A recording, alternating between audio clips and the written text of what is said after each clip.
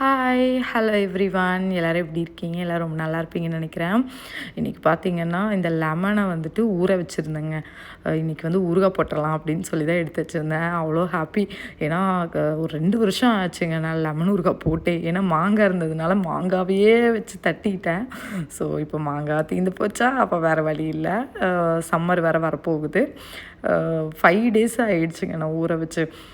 அதனால இன்றைக்கி பண்ணிடலாம் அப்படின்னு எடுத்து வச்சிட்டேன். ஏன்னா சம்மர் வந்துட்டாலே வந்துட்டு கம்பு, ராகி இந்த மாதிரி கூழ் குடிப்போம், ஊறுகாய் தேவைப்படும். அதனால வந்துட்டு இன்றைக்கி லெமனில் வந்துட்டு ஒரு 4 ஸ்பூனு மிளகாத்தூள் போட்டு மிக்ஸ் பண்ணி தனியாக வச்சுக்கிட்டேன். அதுக்கப்புறம் பார்த்திங்கன்னா பேனில் வந்துட்டு ஒரு 4 ஸ்பூன் வந்துட்டு வெந்தயம் லேசாக பொரியறதுக்குள்ளே பார்த்திங்கன்னா ஒரு 1/4 கப்பு வந்துட்டு கடுகுங்க, கருப்பு கடுகு. இங்கே ஏன்னா வந்துட்டு மஸ்டர்டு வந்துட்டு எல்லோ மஸ்டர்ட் கூட இருக்குது. நான் வந்து மாங்காய் ஊறுகாய்க்கு எல்லோ மஸ்டர்ட் யூஸ் பண்ணுவேன். அது வேறு ஸ்டைலில் நான் பண்ணுவேன். நம்ம ஊர் ஸ்டைலில் பண்ணும்போது இது வந்துட்டு மாங்காய்க்கும் நல்லாயிருக்கும்.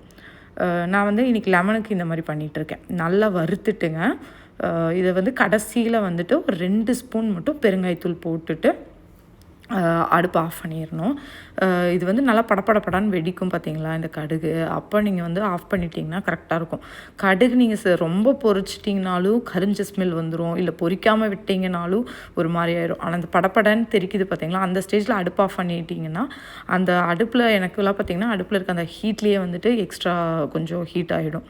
அதனால் நான் ஆஃப் பண்ணிட்டேன். இது நல்லா ஆறுனதுக்கப்புறம் இதை மட்டும் தனியாக அரைச்சி எடுத்துக்கலாம்.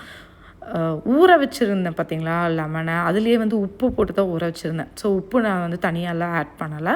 இந்த மிளகாத்தூளில் வந்துட்டு நல்லா கலக்கி விட்டுட்டு அதுக்கப்புறம் நான் அரைச்சி வச்சுருக்கேன் இந்த பவுடரையும் போட்டுட்டேன். பவுட்ரை போட்டு நல்லா மிக்ஸ் பண்ணிடுங்க.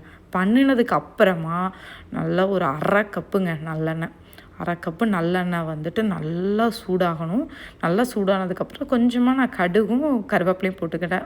உங்களுக்கு வேண்டாம் அப்படின்னா வெறும் நீங்கள் இது மட்டும் போட்டுக்கலாம், எண்ணெய் மட்டும் ஊற்றிக்கலாம்.